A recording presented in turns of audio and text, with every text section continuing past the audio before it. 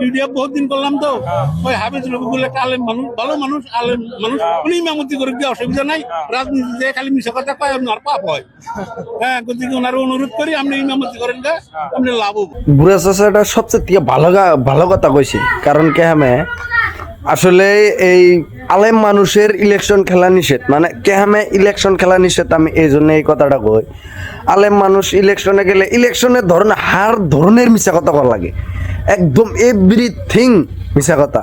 এই মিশা কথাটা আসলে এই আলেম মানুষে যাতে না কয় তার জন্য আঙ্গর এই বুড়া চাচাটা ঠিক কথা কইছে যে তুমি মসজিদে ইমামতি করো গা, তাতে খুব ভালো আছে। আর এই মসজিদে ইমামতি করাটার কথাটাও খুব ভালো কথা কইছে। আর ইলেকশনে না যাওয়াটা, ইলেকশন মানে কি মিশা কথার বাজার, এই মিশা কথার বাজারে থেকে আলেম মানুষ দূরে থাকো। তো ধন্যবাদ, ভালো লাগলে ফলো করো আর একটা করে শেয়ার মারো, একদম যাতা মানসিক আসাম বা ভারতবর্ষের মানুষকে জানায় দাও। ধন্যবাদ।